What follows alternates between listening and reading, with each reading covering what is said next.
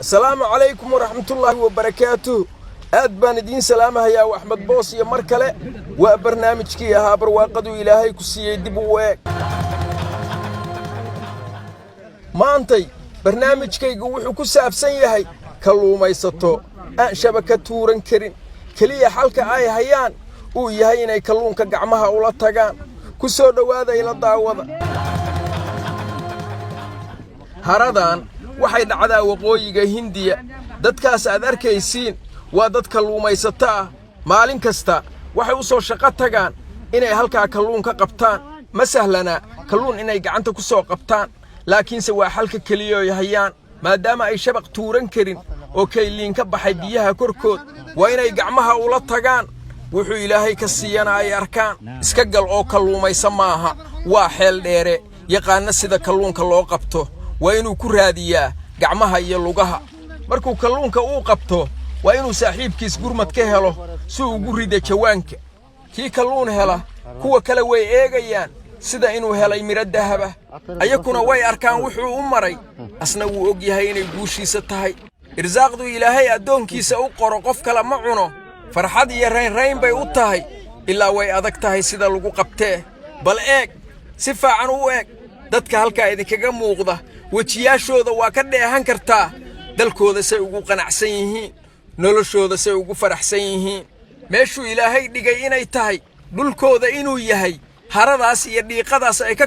kalluumaysanayaan inay habbi ku yihiin xoog iyo quruxda ka muuqata waa arkaysiin ilaa dadka waxa dhiba dhafoorkooda ku taalaay soo kama muuqato inaysan qaxooti ahayn inay wadankoodii ka qaxin inaysan dawarsanayn inaysan lahayn deeq bixiyayaasha ilnugul hanugu soo eegaan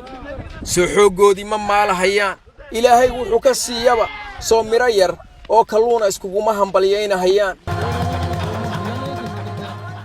bal annakana barwaaqadu Ilaahayna siiyay aan dib u eegno dhulkeenna hodanka Ilaahay meeshuuna dhigay oo istiraatiijiga ah webiyaasha baddeena aad og tahay baaxadeeda barwaaqada Ilaahay meeshu nagu beeray dhul siman oo buuro badan iyo baraf lahayn iyo barwaaqo kale badan oo bini'aadanka Ilaahay wada siin oo lugahayaga hoosta Allah nicmadaas eebe oo Ilaahayna siiyay marna ma isweydiinay waxaan uga baahanahay waxaad uga baahan tahay oo uga yaacayno oo qaxooti tuugsataa aan u nahay oo iskugu dilayno oo midba midka kale wax u ogolayn maxaa naga qaldan ma bini'aadan baan ahayn xoolo miyaan nahay ma dad xisaabtama aan ahayn barwaaqadan oo Ilaahayna siiyay oo boos kastaba naga dhigay oo Ilaahay biniidkayga geliyay dad arki kara miyaan ahayn maxaa indhaha naga riday ma sixranahay maxaana juqaalay annakoo heli karna adduunka nolosha ugu sharafta badan inaan ku noolaano nolosha ugu heer sareysa inaan ku noolaano annakoo heli karna bini'aadanka kale inaan quudino aan wax siino dhigeenna aan maanta gacanta hoos dhiganayno inaan asaga laftiisa wax siino ilaa waan samayn karnaaye Ilaahay meeshuuna dhigay oo istiraatiijiga oo barwaaqada ah oo Ilaahayna siiyay baan kala soo bixi karnaaye baraf kuma noolin buuro kuma noolin dhul siman baan ku noolnahay maxaa gacmahana guray bad iyo biri baan haysanaaye maan samayno maxaa nin jeclaysigana daba dhigay maxaa qabyaalada iyo kala qoqobka iyo cusuriyada iyo balaayada aan asaageen uga harnay oo waligeenba meesha nala fadhiday maxaan uga tilaabsan la'anahay uga tanasuli la'anahay maxaan u eegi la'anahay